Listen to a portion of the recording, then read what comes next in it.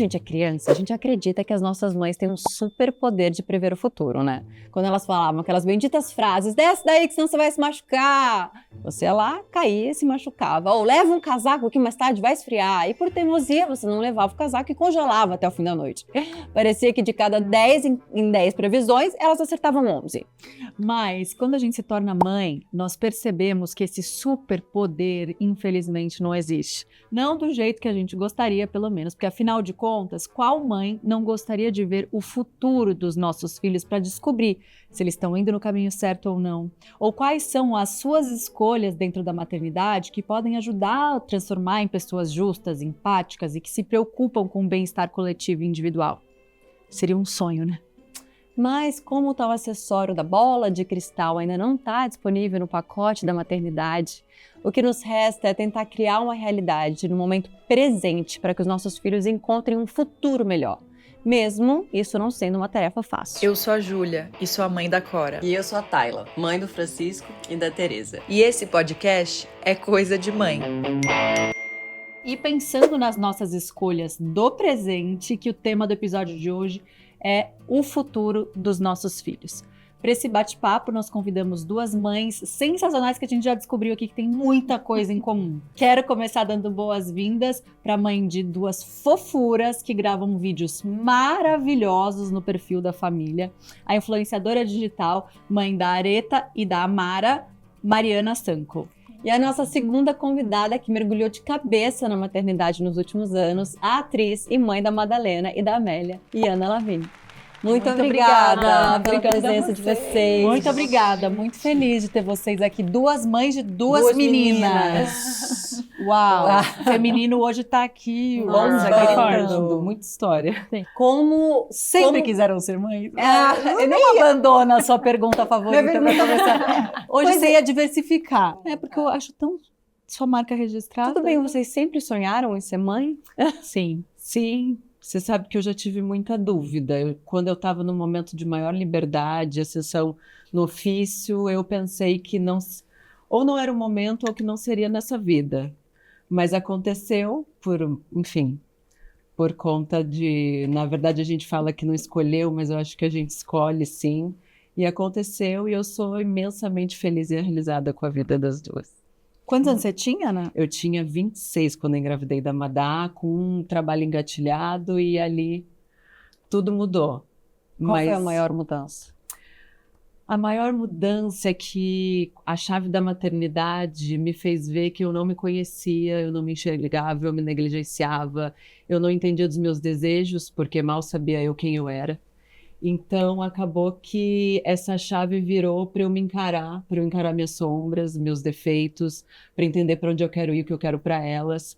Então, foi uma ascensão, assim, de estar se auto-buscando, se autoconhecendo e também tentando se culpar menos e se cobrar menos. Eu não consegui, não atingi ainda esse lugar.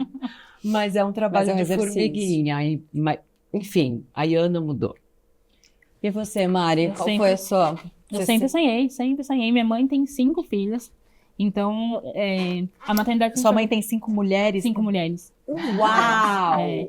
Então a maternidade sempre foi uma coisa muito presente e, de uma certa forma, compulsória, mas eu não coloco isso num lugar negativo, isso era muito natural pra mim, que, aliás, eu acho que é uma coisa muito comum pra comunidades pretas, né? Pra pessoas pretas é muito normal você maternar, mesmo que não sejam seus filhos. Então, eu maternei, basicamente, né? Minhas 3 irmãs mais novas, eu sou a segunda filha da minha mãe, então todas as irmãs que vieram depois de mim, eu ajudei a cuidar, muito próximo, né? Minha mãe trabalhava e tal, né? O clássico. Então, eu cuidei muito das minhas irmãs. E aí, quando eu casei, falei, cara, antes de casar, eu sempre pensava, vou ter uma família, vou casar e vou ter criança, porque eu gosto disso, e foi que foi.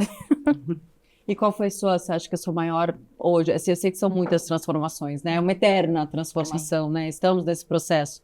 Mas hoje, assim, qual foi a sua maior mudança, assim? Eu acho que eu conheci um poder que eu não fazia a mínima ideia que existia, assim. A minha relação com o meu corpo mudou muito. E, assim, muito positivamente, né? As minhas 2 filhas nasceram de parto normal, parto natural. No primeiro parto sofremos violência obstétrica, então é uma outra relação com o corpo também. E aí, no meu segundo parto foi o parto dos sonhos. Mas quando você coloca uma criança para fora do seu corpo, né, de forma natural, isso não é menosprezar, por exemplo, uma cesárea. Mas todo o trabalho é seu, você fala, cara, o meu corpo pode fazer qualquer coisa, né? Então, eu acho que foi conhecer uma Mariana, uma potência de Mariana que eu não fazia a mínima ideia que era possível. A maternidade, ela vem como uma bomba, assim, pra mim, mas uma bomba muito boa. Vou aproveitar esse gancho, porque a gente está falando de futuro, de criar, né, uma nova geração, e você fala que você sofreu, eu já tinha lido que você tinha sofrido violência obstétrica, eu ia trazer isso, e mais uma mulher, não só mais uma mulher, como mais uma mulher preta, que senta na roda e fala da violência obstétrica que sofreu, como a violência obstétrica está aí para todas as mulheres, mas o quanto os corpos pretos realmente é inquestionável, o quanto sofrem não só essa violência, né, como tantas outras. Como é para você criar duas meninas pretas para essa sociedade racista? A resposta, para mim, ela vem muito do conhecimento, né? O que a gente compartilhou nas redes sociais é o processo que a gente fez, né? Então, eu tenho outro sobrenome, é o sobrenome dos meus pais, mas escolher o sobrenome Sankofa, ele fala exatamente sobre esse resgate, sobre conhecer a sua ancestralidade, sobre conhecer a cultura do seu povo, que é uma coisa que é arrancada da gente, né? Então, quando eu pude me reconectar com isso, eu posso passar isso para as minhas filhas. Então, hoje, quando eu penso em criar as minhas crianças nessa sociedade que é como é, sempre foi, e pode parecer meio desesperançoso, mas eu não sei se eu tenho muita fé que as coisas vão mudar.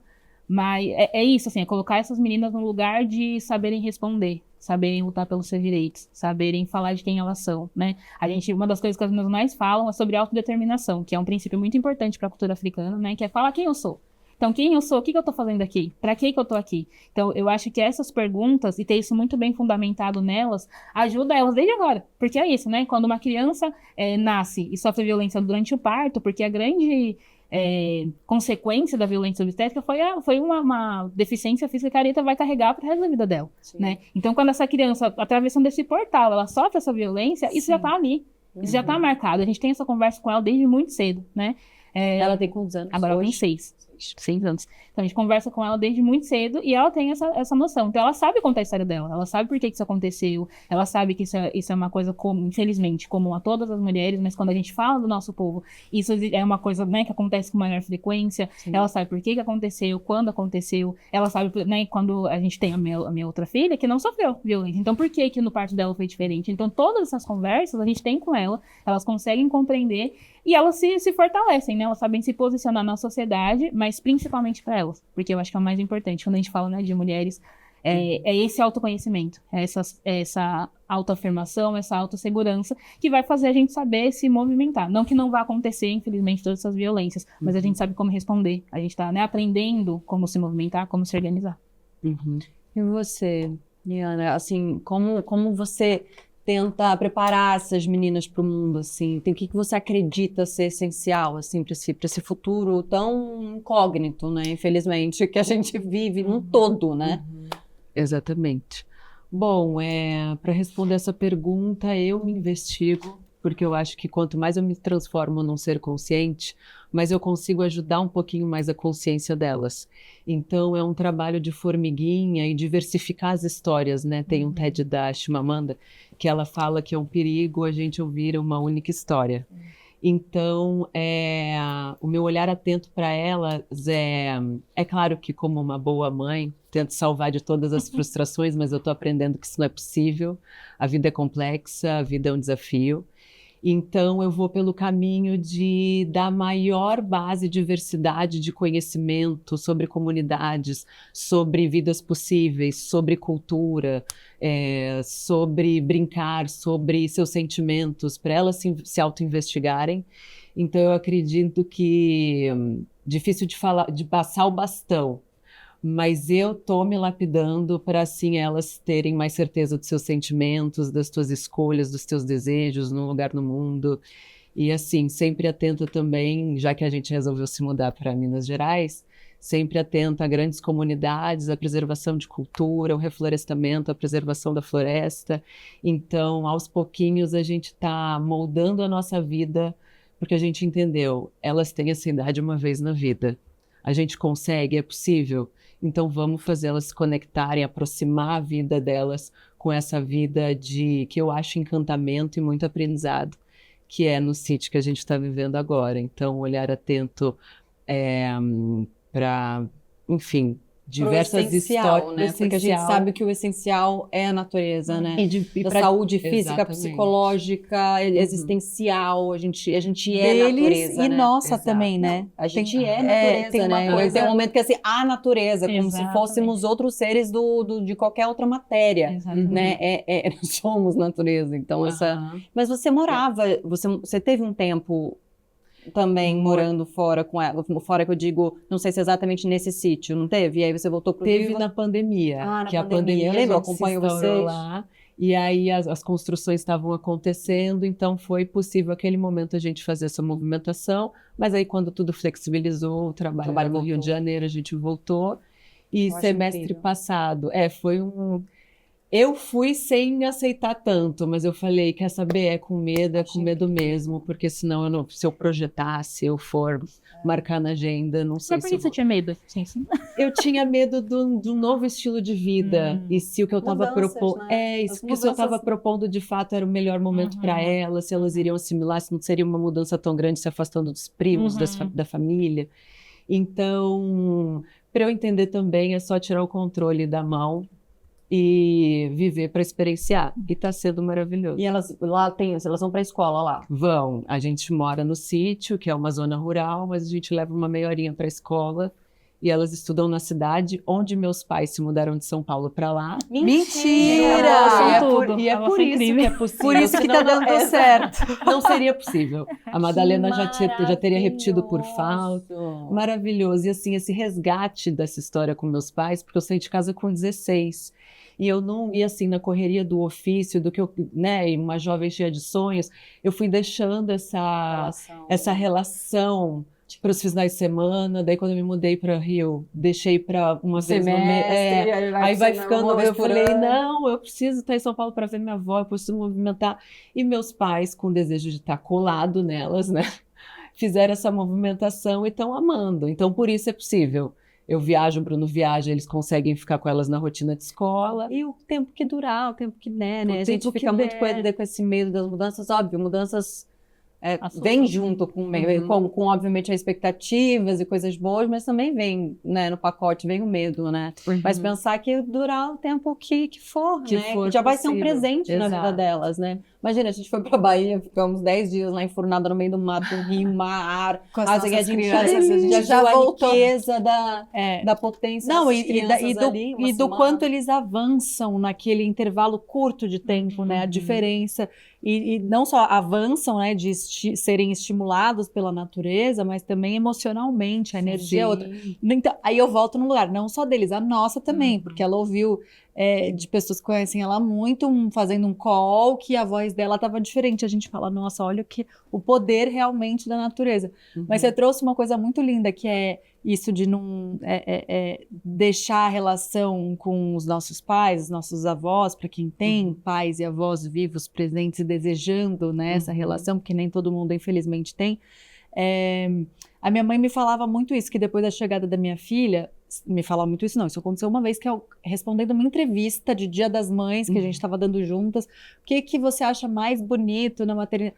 Ela respondeu isso, ela falou assim, depois da chegada da Cora, ela mais do que nunca dá valor à família perto e unida. Ela virou ainda mais agregadora do que ela era. Eu falei, nem tinha percebido. Mas você acha que foi também a maternidade que te trouxe esse resgate dessa relação? Com certeza, porque assim que a Madalena nasceu, eu ressignifiquei todo o meu sentimento e a cobrança. e o Perdoou julgamento muita coisa. que, sabe, que eu tenho essa personalidade, essa identidade porque eles. E aí quando você vê essa gestação se transformar num ser vivo em amor, você ressignifica, desmistifica todo teu pai e tua mãe, sabe? Eu acho que a gente também começa a observar, a gente olha pro nosso filho e a gente sabe que a gente erra, né? Sabe, você olha pra aquela criança e fala, cara, eu só tô tentando fazer o bem pra ela. E aí você começa a revisitar aquelas coisas que seus pais fizeram pra você. Exato. Aí você fala, olha, gente, não era porque ele me odiava, não era porque ele queria destruir a minha vida, né? Era porque ele tava tentando fazer melhor pra mim dentro das ferramentas que ele tinha. Então, É que na geração dos nossos pais não tinham ferramentas exatamente. quase nenhumas, né? A Exatamente. gente tá falando de uma geração aí, pelo menos lá em casa, não tinha mesmo, assim. Sim. E é muito doido, porque quando na cabeça a gente fala a gente brinca com as mães, tem superpoder de adivinhar as coisas, né? Dessa capa de super-heroína. no lugar da adivinhação, do futuro e tal, essa brincadeira, mas é muito essa sensação que eu tinha, que mãe era mãe. Mãe Mãe é tem mãe, todas as mãe não é respostas. mulher. Mãe Mãe tem não é todas as mulher. respostas, Mãe é mãe. resolve todos os problemas, Se ela habitua. Não, minha mãe não tinha essa resposta nem resolver problema nenhum. Não é esse lugar. É do tipo assim, ela não pode errar. Ela é mãe. Sim. Ela não pode me deixar sozinha. Ela não pode me Sim. bater. Ela não pode não sei o quê. Tipo, ela não pode errar comigo. Ela não pode me abandonar. Ela não pode o quê. Ela é mãe. Ela resolveu ser mãe, ela pariu, ela é mãe. Foda-se, entendeu? Tipo assim, era um lugar, tipo, desse meu lugar de desculpa, de não conseguir perdoar minha mãe em muitos lugares. E, obviamente, lugares que eu fui descobrir depois de análise, porque até então não entendia, enfim. E aí eu entendi que não existe a calva e de que atrás da mulher existe uma mãe, mas é muito triste que a gente só consegue entender isso depois de ser mãe, né? Existe uma mãe e existe a criança dessa mãe dentro dessa dessa mãe mãe. que sofreu um tanto e carrega um tanto e que não teve nem metade das nossas ferramentas para elaborar tudo isso e essa provavelmente está criação. vendo no seu filho uma nova chance de fazer tudo diferente. É muito louco, E principalmente isso- para as mães de mulher, Para quem tem que o a privilégio. ancestralidade é muito forte, né? E para quem tem o privilégio, que eu sei que eu tenho de fazer análise há muitos anos, racionalmente, eu já tinha entendido tudo. Coitada dessa mãe, minha mãe sofreu abuso, que apanhou, não sei o que não teve pai, que não teve... Coitada. Eu já entendia tudo, assim, como eu podia contar essa história para os outros de uma forma assim, linda. Mas os buracos ainda existiam. E não que deixaram de existir, mas é num outro lugar. Hoje eu entendo, e ainda estou nesse processo, óbvio, eu sou mãe, né, recém-parida, praticamente, 3 anos. Mas hoje eu olho e falo, caraca, e aquela mulher que deixou tudo para trás, que foi mãe com 17 anos, que deixou os sonhos, que deixou o que querer, é muito outro lugar. E por mais que o racional já sabia de tudo isso, só sendo mãe,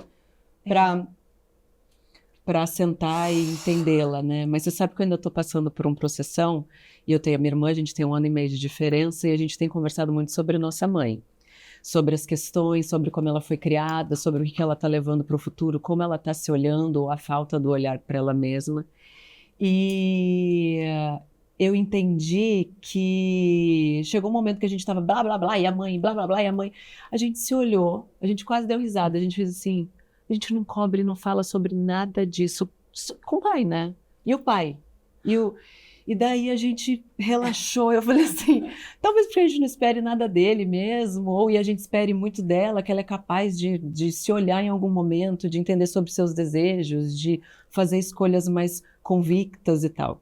Então é isso, a gente se viu querendo não ser cobrada quanto mãe, mas era só, a lista era toda em cima da minha, sabe, da nossa. Mas eu Não, também mas- acho que tem uma identificação, né? Porque quando a gente olha pra nossa mãe, vocês já assistiram aquela série This Is Us? No final, sim. a... Não vi toda, mas vi um pouco. Maravilhosa. Também. Então não me dá spoiler, mentira, pode dar. Não, essa sendo importante pro nosso assunto aqui. A mulher do Randall, né? Que é a única mulher preta ali, né? Daquele pessoal todo.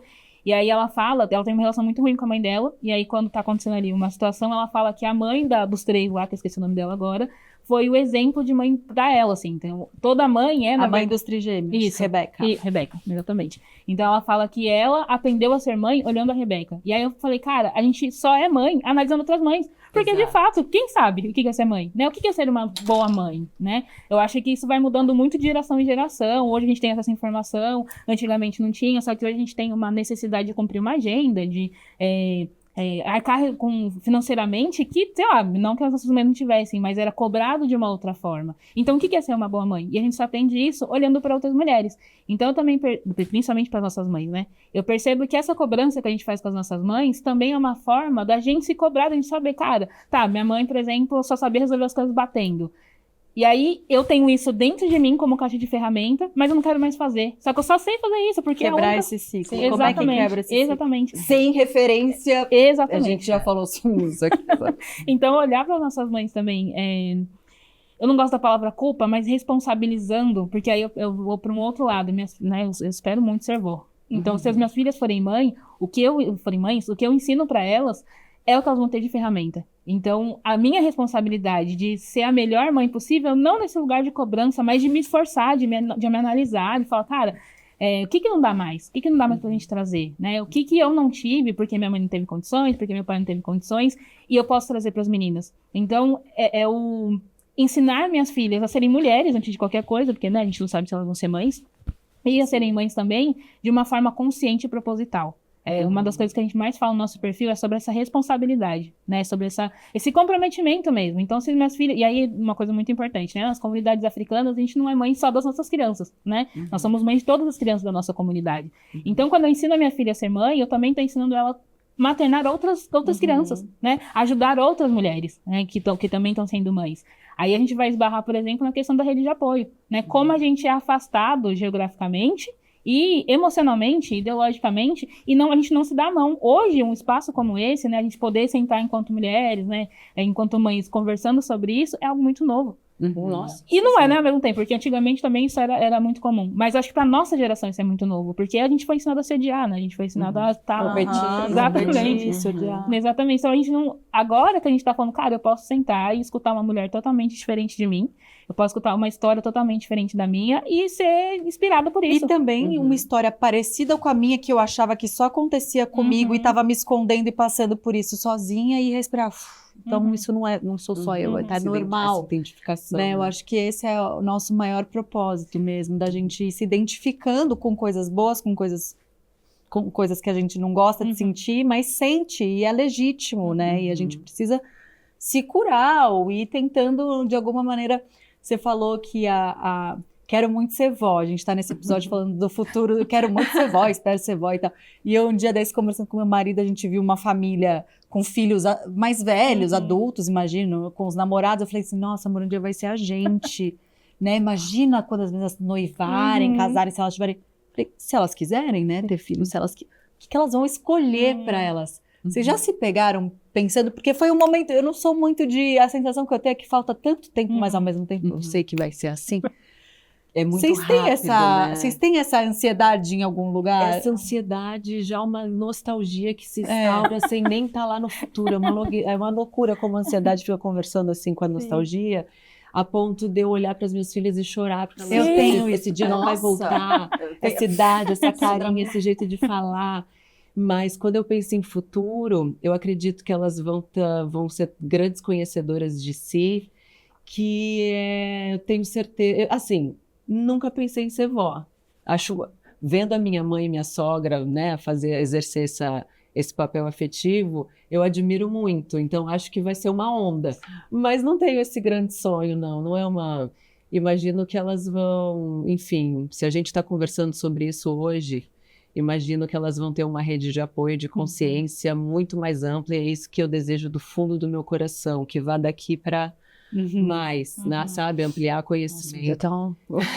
Não, sabe qual foi a minha... Você que namora. Você tá falando de casa. Não, vamos esquecer então a questão do... Vamos esquecer aquele Nesse mesmo dia que a gente pensou num coisa, eu peguei e fiz uma conta, porque eu fui uma mãe relativamente considerada tardia, né? Eu tive agora com 35 para 36, né?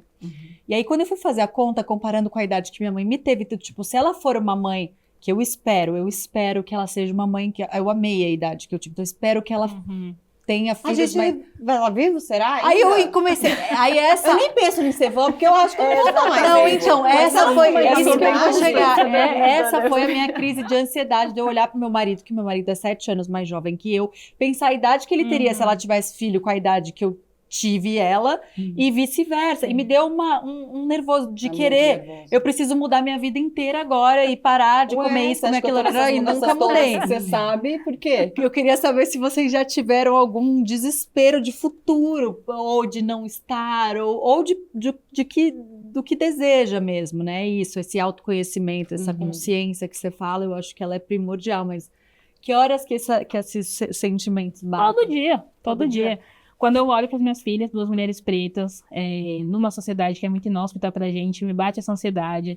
Quando eu penso no futuro que elas podem querer ter, e aí como que a gente constrói tudo isso, né? Porque aí a gente, por exemplo, não tem como falar de futuro sem pensar na construção mesmo da minha família, em tudo que eu trago comigo, inclusive financeiramente, economicamente, né? A gente tá falando de uma família preta, então eu não tenho herança, eu não tenho, né? Enfim, não tem ninguém ainda formado, né, com formação universitária na minha família, provavelmente minhas filhas vão ser as primeiras.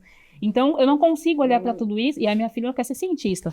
A Arieta, o negócio dela é ser astronauta, ir pra NASA. Então, assim, eu fui Olha pra a cá e falei, geração. gente, como que eu vou... O que vai fazer, né? Essa geração tem uma viradinha aí de uns Tem que ter. 10 né, gente? anos Olha pra pra cá aí. que a gente tá. tem que ter. Exatamente.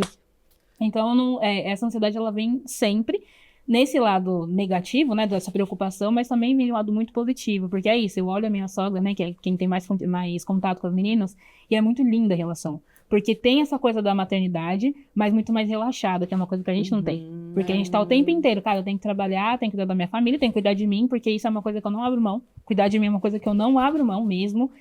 O que eu puder fazer por mim, eu faço. Então a gente tem todas... foi uma coisa que eu tive que aprender. E me fala, E é fala, difícil, fala né? mais sobre, porque eu acho que assim, muitas mães, né, isso eu acho que é uma característica quase da maioria, assim, pelo menos uma fase da vida, né, a gente se deixa, e muitas, infelizmente, por muitos Tá anos, muito né? normalizado, a gente Normalizado abrir se mão deixar. da gente, né? Parece que essa é a cartilha que entregaram na Sim. nossa mão conjunto Sim. do E maternidade. mais uma vez, né, referência das nossas mães e das nossas avós, que abriram mão de de ser quem elas poderiam ser, e, em nome, né, da maternidade, da família. E foi quando eu pensei sobre isso, quando eu toquei nesse ponto da história da minha família, que eu falei, cara, isso é honrar elas. A minha avó, né, aí falando mesmo, né, da minha família especificamente, minha avó não pode fazer várias coisas que eu faço hoje. Minha mãe não pode fazer várias coisas que eu faço hoje. Quando eu tô aqui, eu tô honrando minha avó e minha mãe. Que não tinham espaço para conversar sobre isso. Elas eram duas mulheres pretas da periferia. Ninguém ia chamar elas para falar, o que você pensa sobre maternidade? Né? Elas foram só sendo empurradas ali. Então, hoje, quando eu venho aqui conversar, quando, né, eu consigo deixar minhas filhas com a minha sogra, né, minha sogra e minha cunhada, que geralmente ficam com as meninas, é sobre isso. Quando eu saio com as minhas amigas, quando eu vou conversar com outras mulheres, quando eu falo aquilo que eu penso, quando eu vou fazer minha unha, quando eu vou fazer meu cabelo, quando eu vou... sair sozinho. Eu gosto muito de sair sozinho. Quando eu vou sair sozinho, pensar na vida. Isso tudo é em nome da minha avó, da minha mãe, das mulheres da minha família que eu não conheci e das minhas filhas. Porque eu também quero que elas, né, como a gente estava falando sobre ensinar a ser mãe, eu quero que, se elas forem mães, elas entendam que ser mãe, né, ser responsável por essas crianças não é só responsabilidade delas. Então, se elas forem escolher um parceiro ou uma parceira, que essa pessoa que vai estar junto com elas nessa jornada tenha a responsabilidade de cuidar desse sonho junto, que é o que meu marido faz comigo, né? Foi uma escolha muito acertada, esse parceiro que eu escolhi para mim, exatamente por isso, porque eu posso tranquilamente falar assim, tô indo, fazendo não sei o quê, e ele fica com as crianças tranquilamente. Então, essa responsabilidade, eu acho que eu sempre vou girar em torno dessa palavra, por mim também, né? Não, totalmente. A gente tá nessa luta da para coparentalidade, principalmente no caso da coparentalidade, para as nossas meninas, né, lá na frente. É uma luta que a gente carrega aqui com unhas e dentes. Como é essa Sem na sua dúvida. casa? E o reflexo somos nós, né? Então, meninos da nossa geração não foram ensinados a ser funcionais, nem organizados, nem participativos. Então, eu acho lindo o desejo que o Bruno, meu marido, tem de vamos lá, se eu não estou sabendo, me ensina. Não é assim, mas eu faço do meu jeito, mas fica tranquila, vai dar certo. E essa parceria, assim, de uma maneira mais brilhante e iluminada, aconteceu quando a minha saúde mental foi para o espaço, depois dessa virada de chave, porque até eu me encontrar eu me perdi muito. Vamos falar sobre isso. Pode começar desse começo. Então, na verdade, ele olhava para mim e queria me ajudar de alguma maneira, mas naquele momento que eu estava conhecendo a minha história, tentando entender quem eu sou, eu estava com muita raiva do patriarcado, mas assim, da gente ter brigas homéricas e crises cíclicas e que... Isso foi durante o seu primeiro puerpério, não? Não quero interromper seu raciocínio, só quero me localizar. Mais agravado, sim. Tá. O puerpério da Amélia, que foi meu segundo, da Madalena foi show e festa. Eu acho que eu tirei ali aquele momento de letra, porque eu estava amando muito, era uma grande novidade, então eu estava perdida na fantasia de que olha que loucura, é ruim, mas é bom. Da maternidade. Exatamente. E aí da Amélia eu tive um pequeno baby blues que eu não sabia que era, só fui entender depois.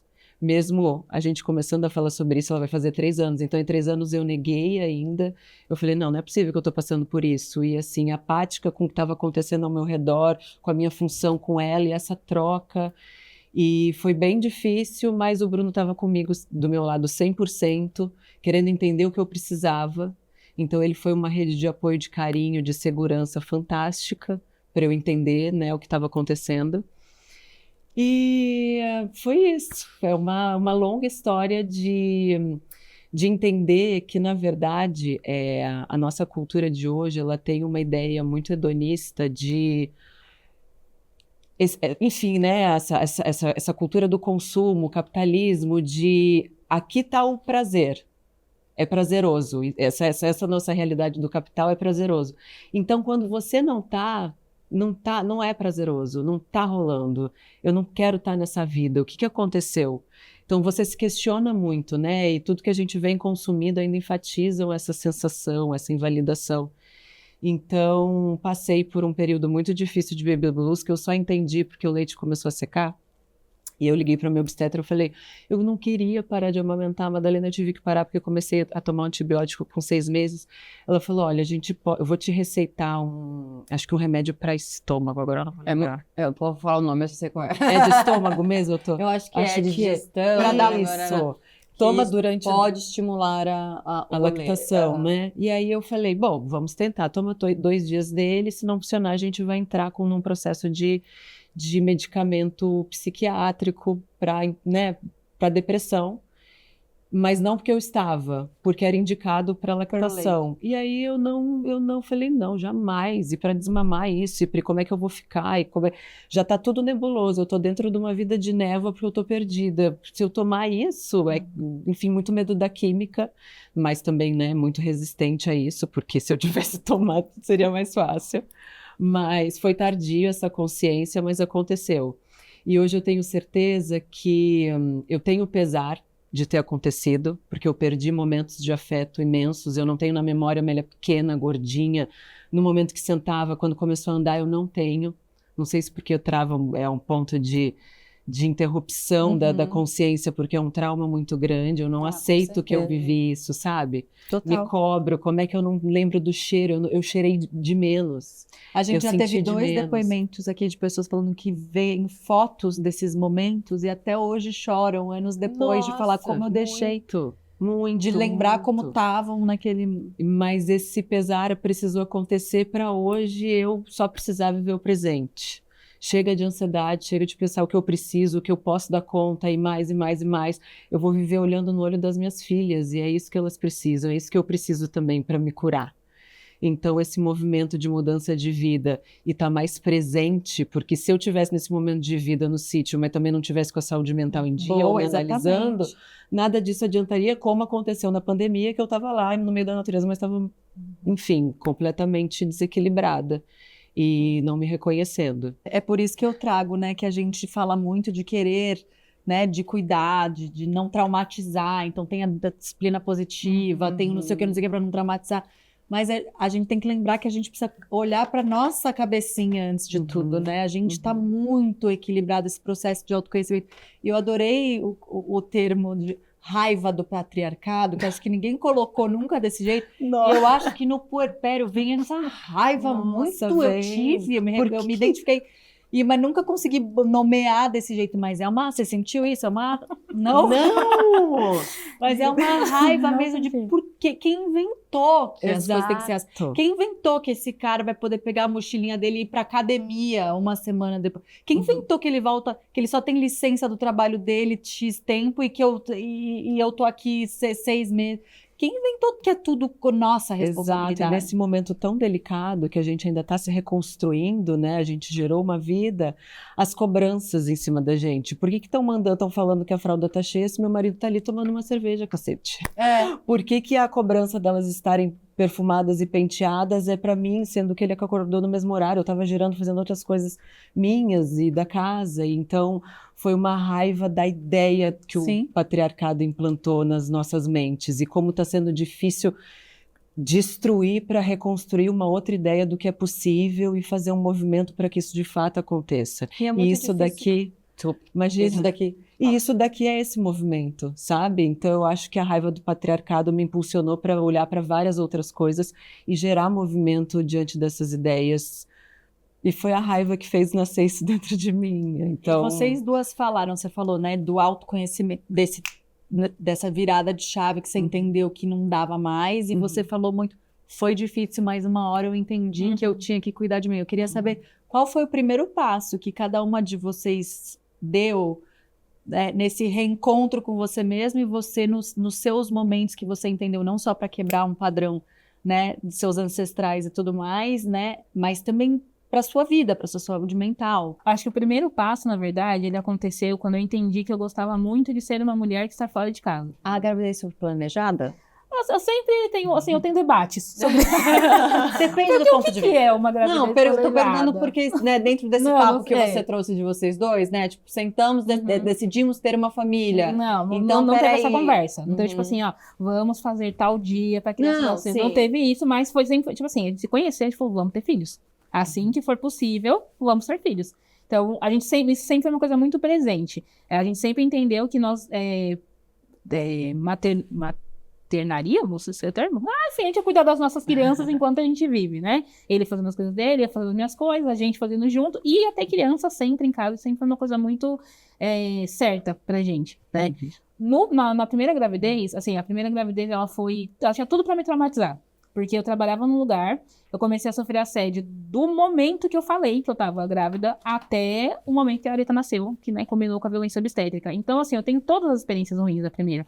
A minha chefe era uma mulher, a dona da empresa era uma mulher, e eu lembro que ela colocava como se eu fosse culpada de estar grávida. Sim. Eu lembro essa sensação muito forte, assim, era como se eu tivesse que sentir vergonha de estar grávida, né? Sim. Falei, não, cara, isso tá muito errado. Eu lembro que eu tinha muitos embates, né? E aí, enfim, ela fez toda uma coisa lá para eu ser demitida por justa causa, tive que ir para o tribunal. Cheguei no tribunal ainda, eu já tinha acabado de parir minha criança, a juíza também era uma mulher, e ela foi extremamente desrespeitosa, ela foi extremamente negligente com a causa, ela nem olhou para minha cara, ela não leu o processo, foi assim, um show de horrores, né? Mas nesse momento, e aí eu lembro que eu comecei a empreender nessa época, né, eu tinha esse trabalho CLT, mas comecei a empreender porque eu sabia que ia ser demitida.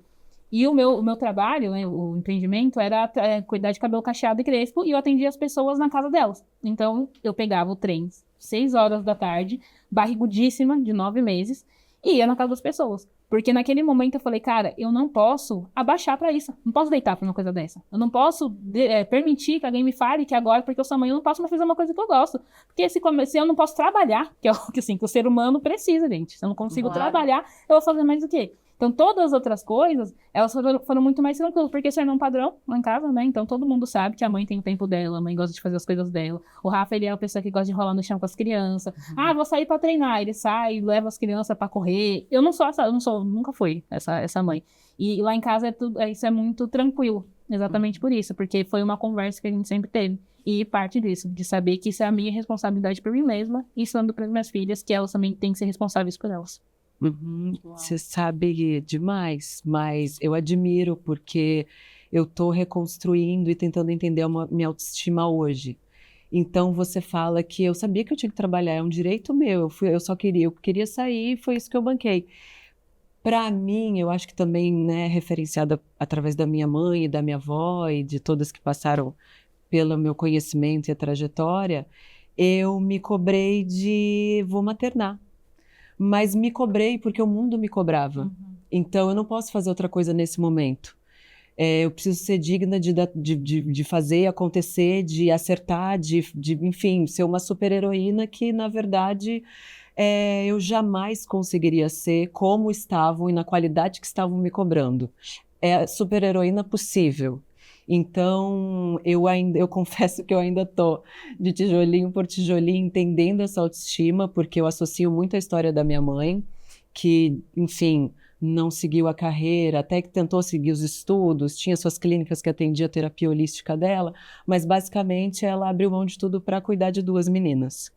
Então, quando eu me vejo num caminho parecido com a minha mãe, eu falo, nossa, minha terapeuta fala, não associa, calma, não é igual. Então, reconstruir essa autoestima para entender qual é de fato o meu maior desejo, eu estou caminhando, eu estou pincelando isso junto com o meu maternar, que é muito ativo, e, né, delicioso, mas muito ativo, existe sobrecarga. Então, eu tô entendendo agora o que eu posso ou não, o que eu quero ou não, como é que eu escolho. Se dando o direito de se perguntar. Exato. Porque, pelo que eu entendi ali no começo, você nem se deu o direito de entender equalizar isso aí, né? Se dá o direito de poder fazer escolhas. Parece que você já estava cumprindo. Exato. É muito que foi me ensinado. De uma maneira, com uma educação, foi o melhor que minha mãe pôde dar, de uma maneira autoritária, não é não, sim é sim porque vai. Então, eu acho que hoje eu entendo que isso não por culpa da minha mãe, por culpa de mim mesma, porque eu não ampliei os horizontes, ou porque, enfim, mas não quero me responsabilizar também, a vida é uma trajetória longa e tem curvas. Então, eu me cobrei. Era eu, e assim, minha mãe deu o melhor, mas foi dessa maneira, e o que eu entendo hoje sobre essa maneira tão restritiva e rígida é que apagou a minha espontaneidade, a minha autenticidade. Eu era uma menina obediente, boazinha. E quando eu olhei para o espelho, que a Madalena é meu grande espelho, né? E quando eu olhei para isso, eu falei, ela tem 5 anos. Tem 5 anos que eu estou reproduzindo o que a mãe... não com a mesma rigidez e com o mesmo autoritarismo, mas já com uma certa consciência, mas inconscientemente eu estava querendo dela o que minha mãe fez comigo. E não com muitos sims ou com muitos nãos, e é isso, mas, poxa, Madalena, você é tão boazinha, mas isso aqui é tão errado, mas isso aqui... E assim, hoje, e a Amélia veio para destruir tudo que eu entendia sobre maternidade, ela é impositiva, Não é ela à toa tem personalidade que o segundo geniosa. chega, né? Chega. Não é à toa que o segundo E assim, chega. Né? O segundo já chega com todo o propósito do pacotinho do que faltava aqui nessa família aqui. A minha primeira já Exato. veio... Gente, a minha primeira já veio com isso tudo aí. Já veio te ensinando. Não, talvez você seja mãe de filha única mesmo. Exato. E aí hoje... Olha assim, eu também. A gente sempre acha que o primeiro é muito até chegar ao segundo. Exato. De verdade. Eu achava. Exato. Mas eu fico, então, diante disso, eu fiquei assim, eu tô fazendo a mesma coisa, ela tá trilhando o mesmo caminho, ela tá mais quieta do que o normal, ela não me abre as verdades, O que aconteceu? E quando eu enxerguei que eu era isso, eu falei assim, ela tem 5 anos, até terminar a primeira infância são 7. Será que dá tempo em 2? Falar, ouça, dê poder à sua voz, saiba se expressar. Para se expressar, você precisa se conhecer, se reconhecer, se entender que a vida é plural, que a vida tem diversidade. Ouça outras histórias através de outras bocas e realidades, se aproxime disso, né? Então, me fez entender que a criança obediente que eu fui jamais quer criar 2 meninas obedientes, sabe? Assim, então, hoje... Meu olhar está completamente voltado para isso, porque eu acho que eu não tenho tempo com a Madalena. A Amélia já veio e vai trilhar desse jeito, porque eu tô batendo palma. Porque foi a força que me foi tirada, eu só estou entendendo isso agora, sabe? A gente está falando muito, né, dos nossos pais, né? Porque acho que falar do futuro é voltar nas crianças que fomos e, enfim, e dos nossos Que nos ancestrais, trouxeram que nos aqui, trouxeram até né? aqui. E ressignificar e tentar fazer diferente, porque claro que a nossa primeira referência vai ser nossas mães e avós. Tem algo muito específico que vocês falaram, não vou repetir, coisas muito, muito importantes, falaram, eu quero fazer igual. Cara, eu me identifiquei muito com o que você falou agora, porque eu fui a menina super quietinha. Lá na minha casa, e assim, é muito importante falar que é isso, não é sobre culpar, mas é sobre falar o que aconteceu e que não foi legal, né? Tinha uma dinâmica na minha casa de comparação. Então, eu sempre fui a garota exemplar, né? Assim, e aí, é isso, eu tenho 3 irmãos mais novos e uma mais velha. E minha mãe tinha muito essa coisa, tipo assim, todo mundo tem que fazer o que a Mariana faz. E eu sei o quanto isso é doloroso, eu sei o quanto isso é ruim, eu sei o quanto isso é pesado, porque tem uma hora que você é só uma adolescente, tem uma hora que você é só uma criança, tem uma hora que você é só um adulto, e você não sabe o que fazer, você toma atitudes que não são legais, você faz escolhas ruins, e nesse momento, a culpa é enorme, é gigantesca. Quando você vê que você não é aquilo que a sua mãe colocou, né, que você não é perfeita, cara, isso é muito doloroso. E aí as meninas, elas também vieram assim. A Areta, ela tem muito essa personalidade, ela é muito perfeccionista, ela exige muito dela mesma. Então, toda vez que eu percebo que ela tá exigindo muito dela mesma, eu falo, querida, vem aqui.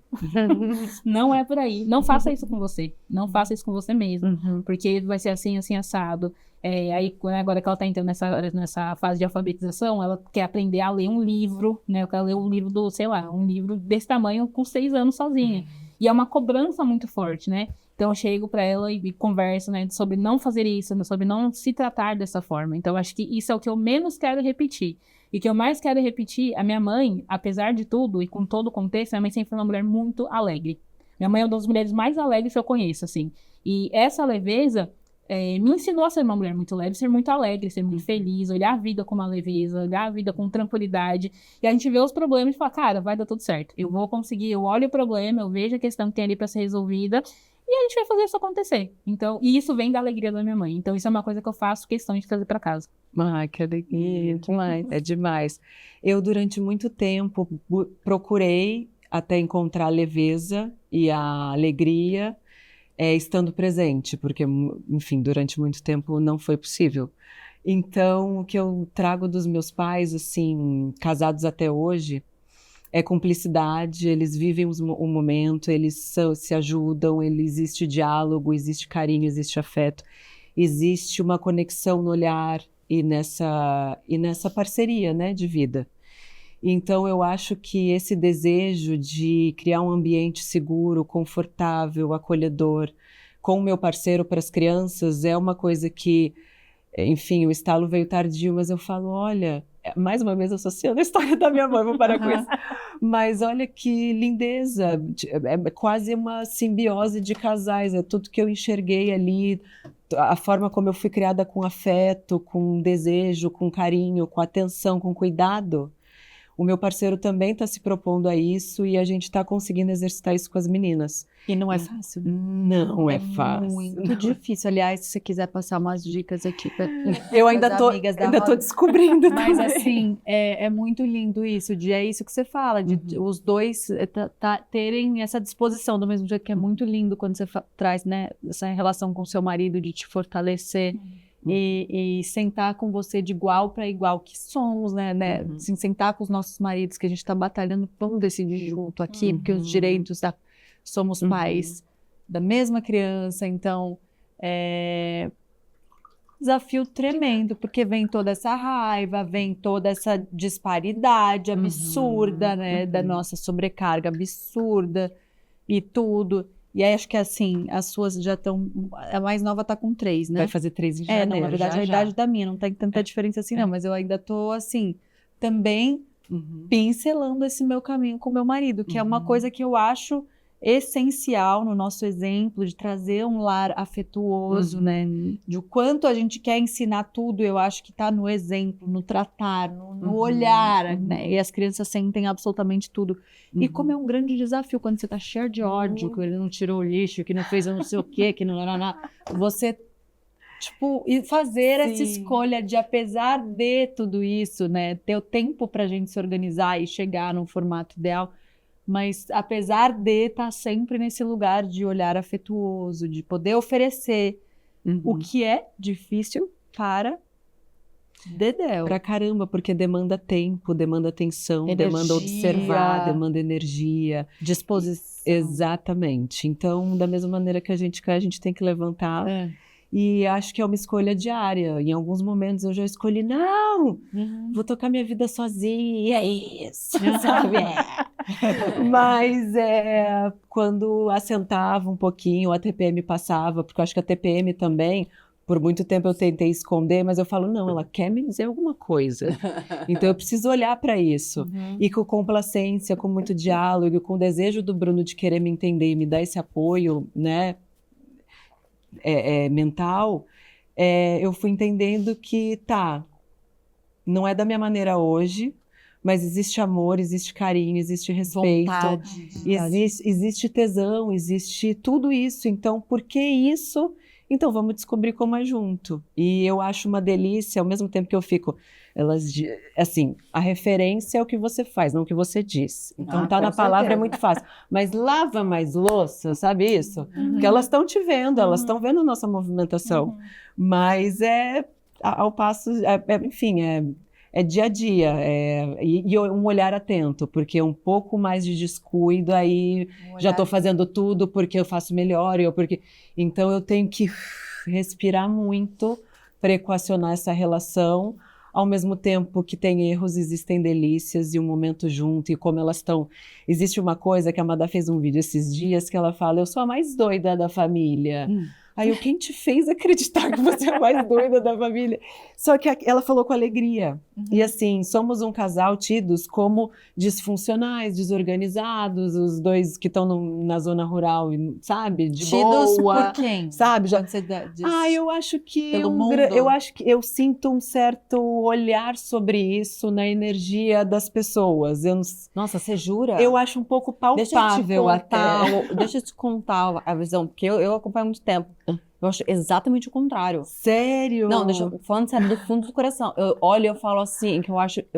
cara, eu acho que tá... Não, acho que tem que levar pra terapia. Vou te ajudar aqui. Tá tudo certo. Não, né? eu acho que é o contrário. Eu acho que tá todo mundo invejando, essa é a palavra, o poder de mudança, porque, cara, é difícil pra caralho você abrir mão de tantas coisas, porque você tá abrindo mão de muitas coisas pessoais suas, de trabalho, a gente sabe, eu no Rio eu só perco o trabalho porque eu não tô em São Paulo, imagina tá no meio do mato em Minas, amor. Então, assim, eu acho uma inveja da coragem de vocês, falando sério. Obrigada, Não, falando sério, da coragem de vocês se escolherem. se escolherem e escolherem dar, que não existe melhor para os teus filhos do que isso que vocês estão dando. Assim, tudo bem, no meu conceito também, enfim.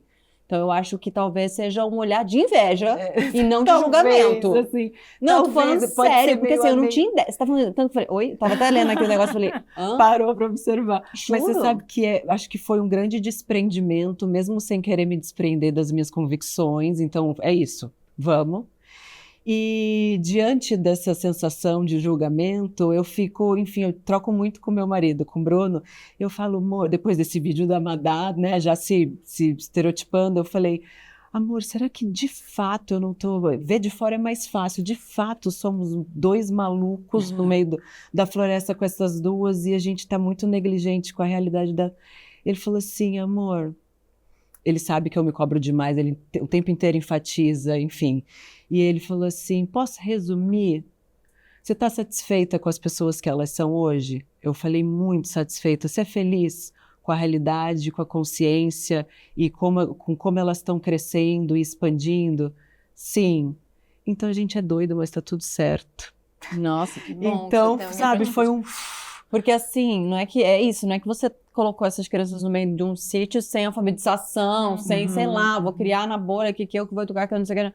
Não, tipo, essas crianças têm uma vida normal, têm contato com a sociedade, têm contato com os avós, têm contato com outras crianças, tá na escola, não sei o quê.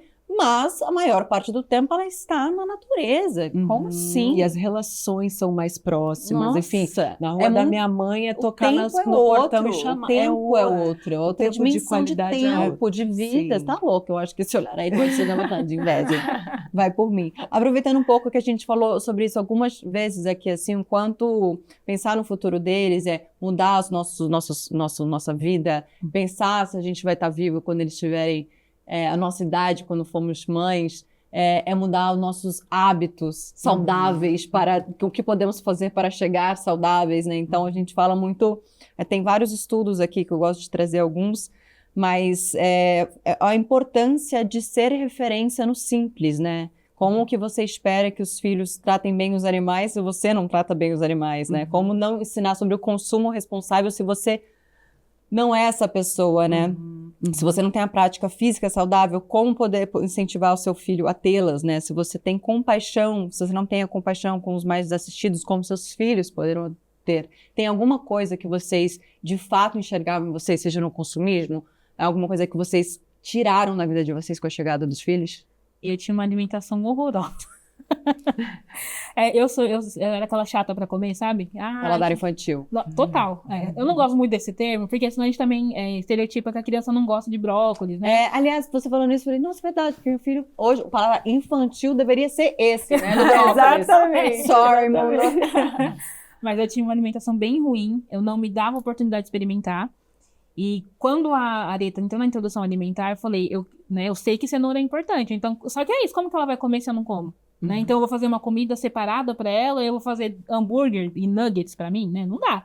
Então eu precisei me dar a oportunidade de experimentar e ensinar para ela. Então hoje eu como muito melhor e as duas comem de tudo. A Areta tá naquela fase mais chatinha, né? Tipo, não gosta de nada que é verde. Agora ela tá numa fase que ela só come tomate verde. Assim, ela não come nada verde, mas o tomate só pode ser verde. Então ela tá nessa... Né? Você gosta? Não, tô brincando, mas assim, eu amo esses momentos, esses surtos Sim, deles, sai da né? cabeça Essa coisa dele, lúdica da cor, da cor. Nos próximos 3 meses, só tomate verde, É. por favor.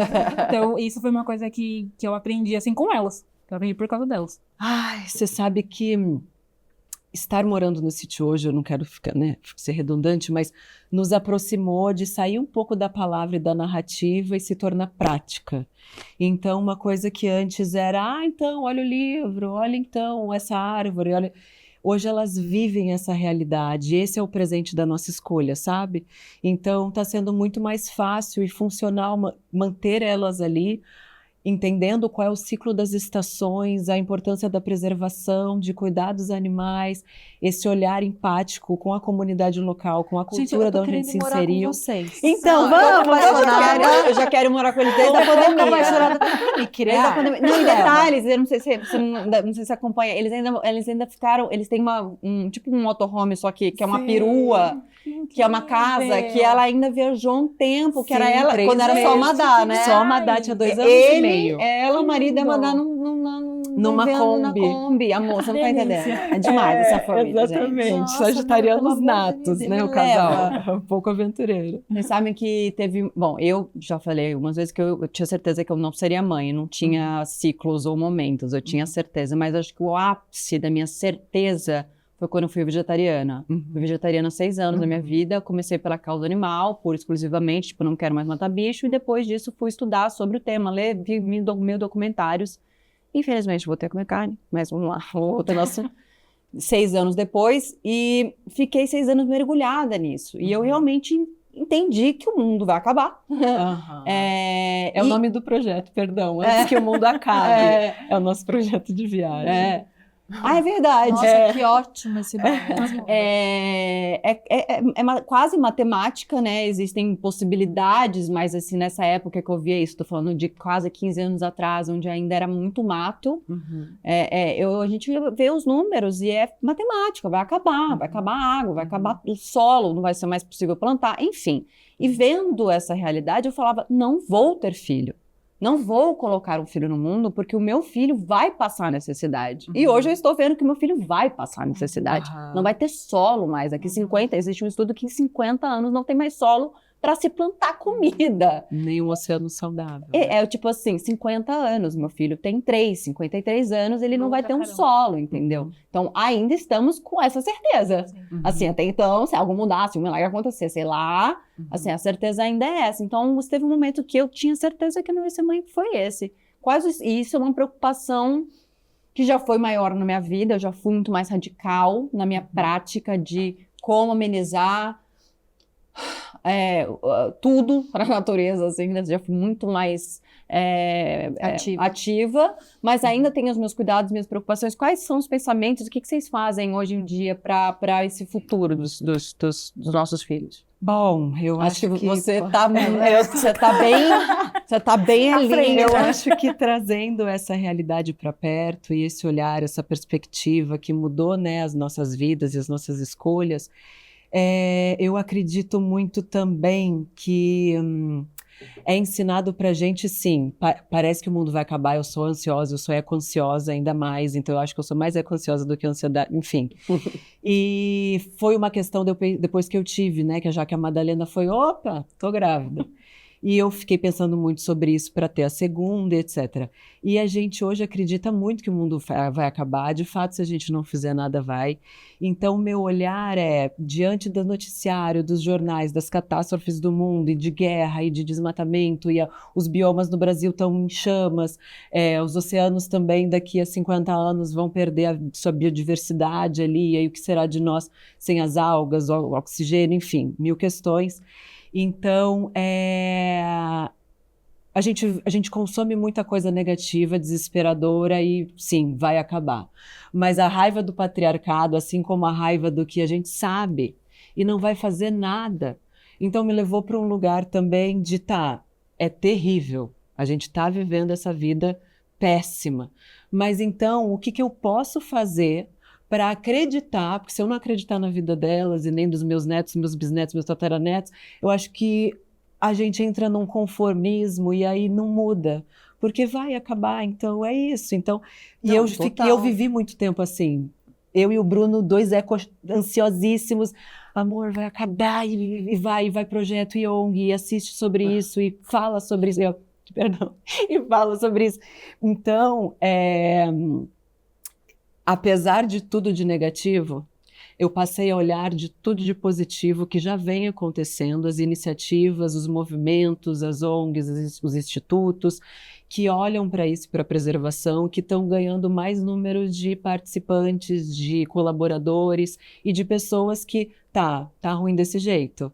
Mas então, o que eu posso? Então, eu acho que é um olhar desde a pequenez de mudar nossos pequenos hábitos, até criar filhos incríveis com essa consciência e com essa demanda de fazer acontecer, porque vai acabar. Então, eu acho que é um pouco isso. Eu não sei se eu vou entregar um mundo bom ou melhor quando eu for embora, mas eu acho que é uma questão geracional. Toda geração quer entregar e deveria entregar um mundo melhor para as novas gerações. E não está acontecendo. Então, o que eu posso minimamente fazer para tentar mudar isso? E isso parte da consciência, ensinar para as minhas filhas consciência de classe, consciência ambiental, consciência étnica, enfim, e que o mundo não é bolinho, mas eu acho que ainda dá para fazer muita coisa. E diante das adversidades e catástrofes, eu acho que tem gente boa, eu acho que está acontecendo movimentações importantes. E quando esse episódio for ao ar, eu acredito que vai ter acontecido as eleições. Então, cada vez mais o que eu posso é o possível. Se você, né, eu tenho o privilégio de escolher ter esse tempo, essa dedicação para morar num sítio.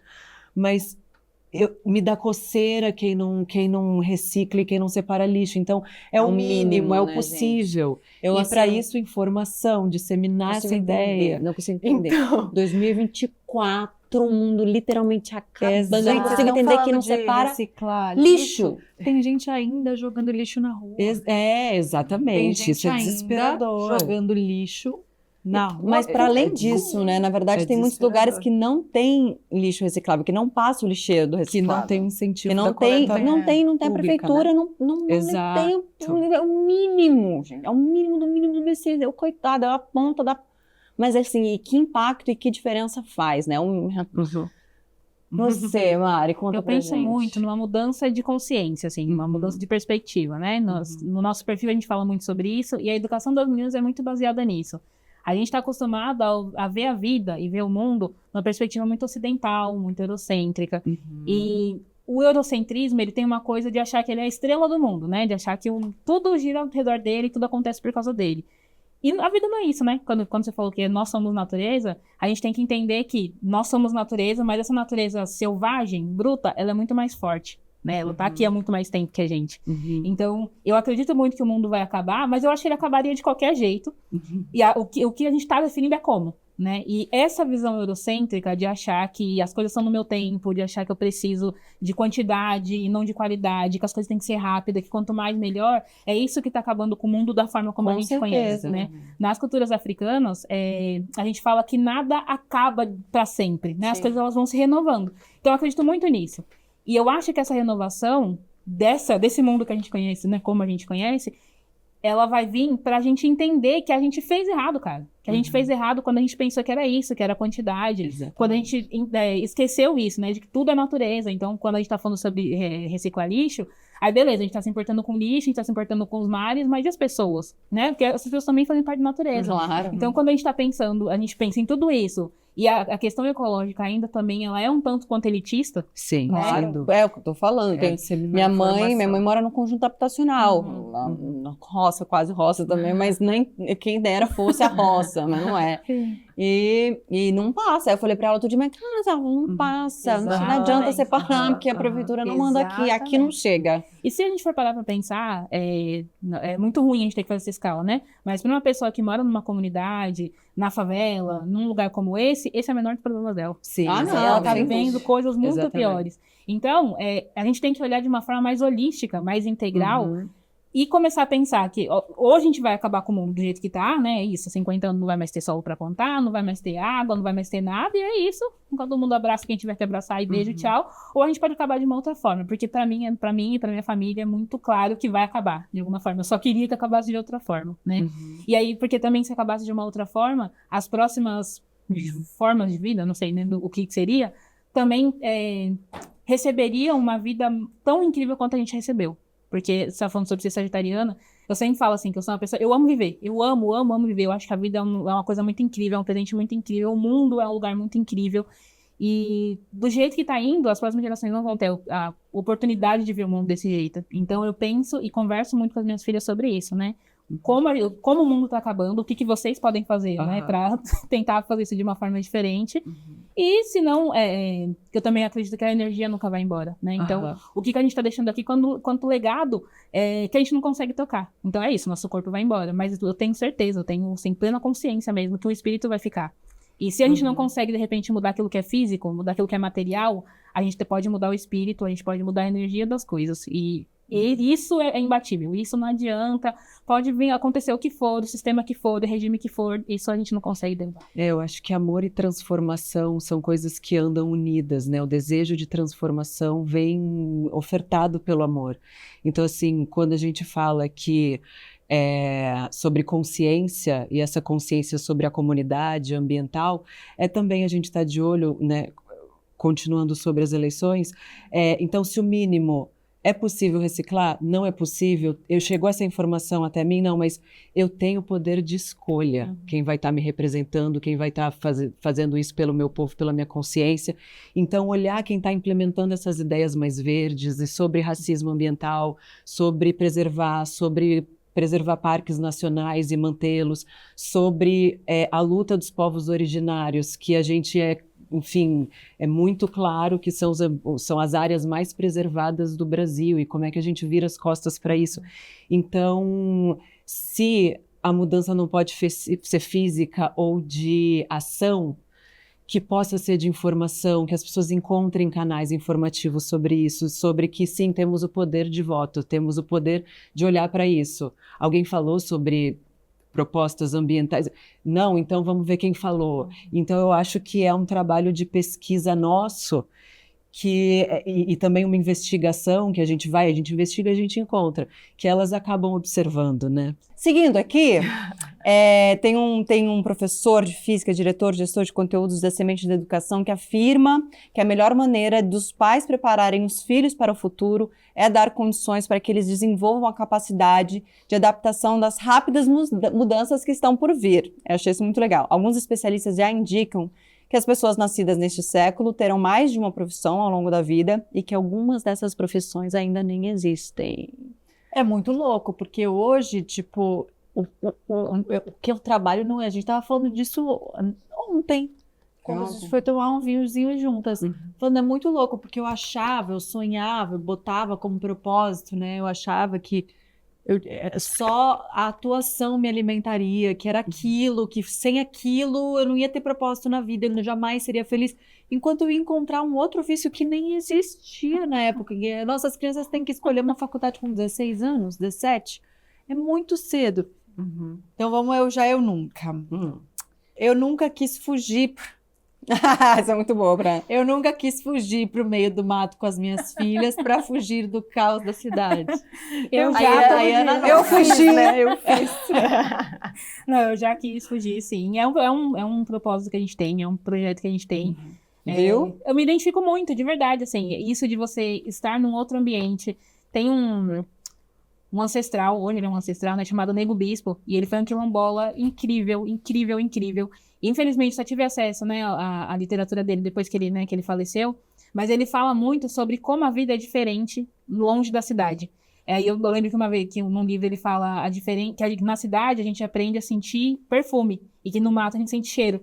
E eu falei, cara, isso é muito real. Eu não sei o cheiro das coisas, né, eu sei o cheiro de coisas fabricadas, e e quanto isso seria empoderador, o quanto ia ser importante para as minhas filhas.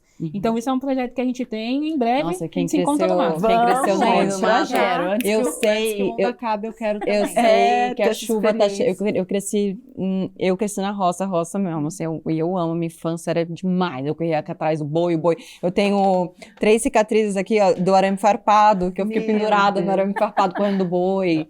Eu tive uma infância nesse sentido, assim, maravilhosa. E eu sei, Renato, isso me zoa muito. Às vezes a gente tá meio pra sair de casa e a gente fala, já começou a chover lá no Rio, lá no outro lugar? Aí eu falo, peraí, porque eu de longe eu sinto o Guto cheiro. também, meu marido. A quilômetros Ele eu sente falo. cheiro de chuva, ele sentia Eu falo, tá barata. chegando, Tipo, vai chover. barata, a gente viaja, às vezes ele sente cheiro. Eu falei, nunca ouvi falar de cheiro de barata, cheiro de chuva. Cheiro de Cheiro tudo. Eu É. comecei a sentir cheiro de chuva, e aí, como a gente mora no vale, eu comecei a entender quando a chuva tá vindo pro vale. Eu fiquei, gente, olha, várias expertises que eu jamais teria e sensações ainda Você cresceu mais... em cidade, né? Cresci em cidade, não tive essa realidade na infância. Então, tô aprendendo com a Eu natureza amo agora. Demais. Eu sinto demais. Ele fala, preciso levar. Ele fica me preciso levar roupa, vai mudar a temperatura? Eu já briguei com alguma outra mãe que não tinha consciência de classe social. Não.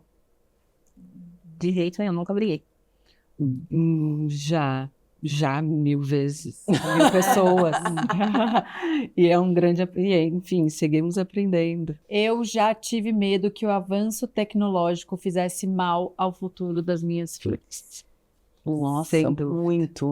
Mas é muito meio também. que inevitável, parece. Eu vejo isso de uma forma crítica. Uhum. Eu acho que existe uma demonização da tecnologia também que a gente tem que tomar cuidado, né? Porque a gente leva a tecnologia muito para essa coisa do celular, computador, porque essa tecnologia é do nosso tempo. Mas é isso, ver a chuva chegando é uma tecnologia, Sim. né? Quando a gente pega os povos originários, isso era tecnologia e nunca atrapalhou a vida dessas comunidades. Muito pelo contrário, houve avanço. Então, mais uma vez, eu acho que pode atrapalhar se a gente não tiver o olhar correto, se a gente não tiver essa consciência mais ampla sobre o que a tecnologia pode fazer. Aí sim pode ser um problema. Não, com certeza. Eu vejo muito. A tecnologia veio para, imagina, quantas doenças e cirurgias. A mãe de uma amiga minha acabou de fazer uma cirurgia de um câncer para tirar um câncer com um robô, porque o robôzinho foi lá e tirou. Então, é óbvio que a tecnologia tem muitos lados positivos, mas a gente está vendo caminhar e a gente está vendo para onde está indo, né? O grande desemprego em massa. As mudanças, assim, drásticas também da tecnologia, né? Tudo tem seus dois lados, mas do jeito que está caminhando, eu fico muito assustada, assim. Sim, eu passei a entender a tecnologia como uma facilitadora. Então, né, querendo ter um olhar positivo sobre a coisa, que é essa coisa que vai estar no futuro e já está. Então, observando essa tecnologia e pensando, imaginando, minha cabeça vai para vários lugares. O tic-teco enfim, os Divertidamente estão aqui pensando em vários futuros. Então, eu fico, não deu certo a gente tomando conta. Então, que tal a inteligência artificial? Mas é uma coisa muito maluca de se pensar, sabe? Então, Nossa, é a coisa que eu mais tenho medo da vida. É assim, falando em tecnologia, pra mim, o que mais me apavora é o tal da inteligência artificial. não, Gente, ninguém sabe, né? Coisa mais assustadora. É bizarro, é bem Esses dias bizarro. passou a primeira campanha do não sei quem foi que está em todo lugar agora, campanha inteira feita pela inteligência artificial. As pessoas estão escrevendo textos, é que eu sou bem dinossauro nessa coisa de Textos, ninguém mais escreve texto, meu chat GPT que escreve texto, tá louca? Quem escreve texto? Então, pois é, a gente é Não, vintage. eu também. A gente é vintage. Mas assim, não existe, mas ninguém existe. Não, ninguém fico em choque. tem mais nada. Você entra numa reunião do não sei o que, e você fala tudo que foi reunião, a pessoa escreve o Dodó que te entrega. Tipo, eu não soube existe mais. Tudo, não existe mais vida. Já GPT, inteligência artificial, é muito assustador. Por isso que eu tô falando, porque a gente tá vivendo hoje um momento de muita, a gente já vive num país de muita pobreza e muita desigualdade social, né? Mas a gente tá vendo essa pobreza e esse desemprego crescer e a violência, consequentemente, óbvio, crescer, porque quanto mais desigualdade, mais pobreza, mais desemprego, mais violência, é óbvio. Então, assim, a gente tá vendo, cara, São Paulo, Rio de Janeiro, tá desesperador, assim, e não tem serviço público para essas pessoas, não tem não tem oportunidade, já não tinha, já era escasso, já era difícil, tá cada vez mais porque a tecnologia está invadindo e tomando os empregos em massa, né? Eu vi uma cena esses dias, acho que era da Amazon, do gringa, sei lá de onde que era. Que são Assim, uma robôs. galera sendo mandada embora porque os robôs entraram pra fazer os negócios. Gente, eu fico muito desesperada. É surreal. Eu fico muito apavorada. Apreensiva com esse desafio de estar conhecendo aos poucos, né? Esse vai. É exatamente sobre o que a gente tá falando. Eu nunca quis voltar a ter uma vida analógica pra mim, Nossa, pra minha todos família. os dias, quase. Todos os dias. Inclusive, é uma questão ali no meu casamento, dar essa proibida no celular do tipo, agora ninguém. E é com os adultos, obviamente, que a minha de Sim. 3 anos não tem esse acesso. Eu já imaginei um futuro brilhante para as minhas filhas que eu tenho medo que não se realize. Cara, eu não tenho medo. Eu imagino esse futuro brilhante, mas eu não tenho medo porque eu acho que eu tô aprendendo, né? Isso é um processo, mas eu tô aprendendo a entender esse futuro brilhante, mas que ele tem várias possibilidades. E isso quem vai escolher são elas. Então, Claro. o meu trabalho, ele tá em, cara, você pode. Em prepará-los você- para Exatamente. essa escolha, esse caminho. Exatamente. Então, eu não tenho medo dele não acontecer. Ele vai acontecer de um jeito ou de outro. Eu também não tenho medo, não. Eu acho que estou muito confiante, ao mesmo tempo insegura comigo, Eu tenho. mas confiante com o que eu tenho passado para as meninas, sabe? Eu acho que. E essa segurança tem feito muito bem para minha maternidade. Então, eu acredito que vai ser próspero porque elas vão buscar a prosperidade da maneira mais correta, digna e bonita possível, com liberdade, com expressividade, com consciência. Então, não passa pelo medo, eu acho. Eu tenho muito. Estou num momento muito desesperançosa do mundo, assim, sabe? Assim, eu acho que você vai vendo tantos progressos, né? Você fala, nossa, progrediu, nossa, agora a lei da homofobia, ou a lei do racismo. Aí você fala, tipo, oi? Não, tá cada vez mais as pessoas mais odiosas, mais violentas, mais desconectadas, mais... Eu estou numa... Foi até bom ter duas pessoas esperançosas aqui para encher um pouco de esperança, porque eu estou num momento muito desesperançosa, assim. Óbvio que quando eu olho para os meus filhos, eles me enchem de esperança. E óbvio que eu tenho que fazer esse exercício de também ser esperança para eles, né? De também levar essa esperança para eles. Mas eu estou no momento, assim, depois dessas queimadas, gente, que é isso? Acabou, destruiu, assim, eu tô muito desesperançosa, assim, né? Então, sim, eu já me colocando na resposta. Eu nunca falei a frase, na minha infância era bem melhor. Nunca falei Nossa, isso. Já. Eu acho que eu não. Eu acho que eu não Eu falei, também não. Eu não. Eu também acho Porque que na eu minha tô no- infância não... Então, porque não era mas só assim, tá bom, aham. Não era. Não, então, na minha eu era muito achinelada e afins, mas tinha essa coisa da natureza, e dessa conexão com o mato, com o bicho, de brincar na rua, de soltar pipa, do carrinho de rolimã, de não sei o que a gente construía, que a gente fazia. Nossa, não tive eu essa falo infância. muito, eu repito. Se eu muito. tivesse também não infância, com tive. certeza eu diria.